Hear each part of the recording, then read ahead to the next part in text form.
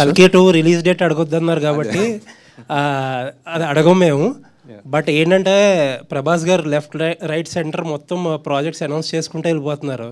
అసలు మీకు ఎప్పుడు టైం ఇచ్చారు? ఆ స్క్రిప్ట్ వర్క్ ఎంతవరకు అయింది? అదే ఇంటర్ రిలేటెడ్ క్వశ్చన్ ఇది.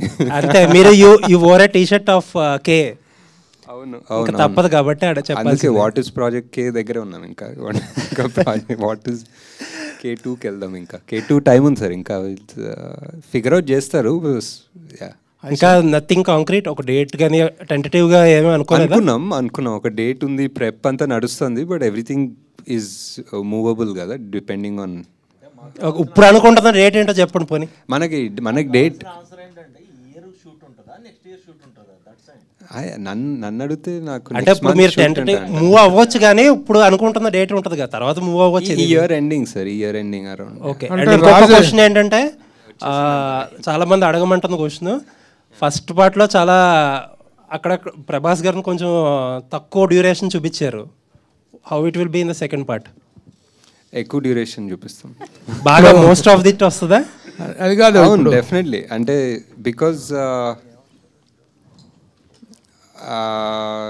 డ్యూరేషన్ అని కూడా కాదు, but it was first part was చాలా. ఇప్పుడు ఆ మహాభారతం సెటప్ చేసుకొని, ఇప్పుడు సుమతి క్యారెక్టర్ ఏం చేస్తుందో చేసి, అశ్వత్థామ అనే అతనికి క్యారెక్టర్ అంతా చేసిన తర్వాత ఇక్కడికి వచ్చాము.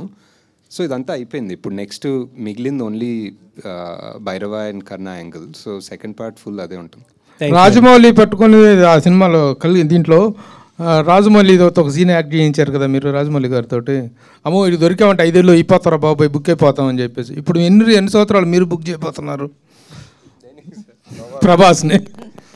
ఇది మనం ఎవడే సుబ్రహ్మణ్యం 10th యానివర్సరీ సందర్భంగా మనం ఇక్కడ హ్యాపీగా మాట్లాడుకుంటున్నాం. నాదేముంది సార్, నాది మధ్యలో జాతిరత్నాలు ప్రొడ్యూస్ చేసుకున్నాను హ్యాపీగా. ఇంకా కొంచెం టైం ఉంటే జాతిరత్నాలు 2 ప్రొడ్యూస్ చేసుకుంటాను. సో అలా చేసుకుని కల్కికి ఆబ్వియస్లీ మనకి చాలా ప్రెప్ వర్క్ ఉంటుంది. So as a director 10 yearsలో 3 films అనేటువంటిది it's very very very less number. What is your opinion about the numbering?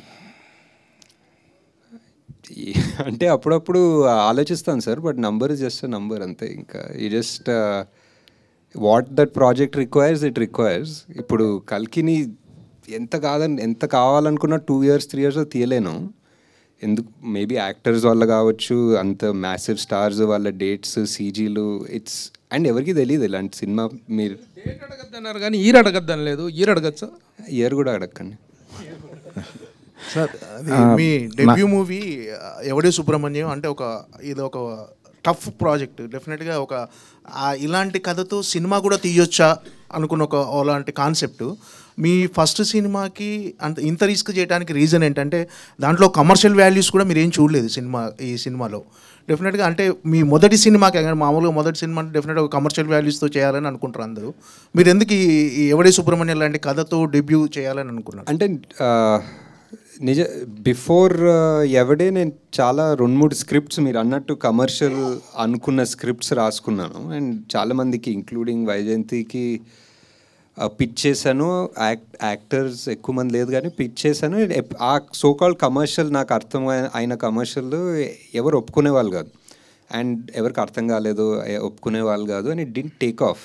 And ఆ టైంలో ఐ జస్ట్ ఫెల్ట్ ఆ ఫస్ట్ సినిమా అనేది అట్లీస్ట్ ఒకటి తీయాలి. మేబీ చిన్న ఇండిపెండెంట్ సినిమా లాగానో, ఒక స్మాల్ బడ్జెట్ సినిమాలా తీస్తామని చెప్పి స్టార్ట్ చేసింది ఇది. ఎవరు ప్రొడ్యూస్ చేస్తారని ఒప్పుకుంటాం అనుకోలేదు ఆ టైంలో. బికాజ్ మీరు అన్నట్టే whatever, no commercial values whatever. So అలా తీసుకున్నాం. But it turns out this is what నానికి చాలా ఇష్టమైంది, స్వప్న ప్రియాంకకి చాలా ఇష్టమైంది. సో వీళ్ళందరూ ఒప్పుకున్నది ఈ స్క్రిప్ట్కి. సో ఇది యాక్చువల్లీ నా థాట్ ప్రాసెస్ కాదు, వీళ్ళందరి థాట్ ప్రాసెస్ వల్ల ఇది జరిగింది యాక్చువల్లీ.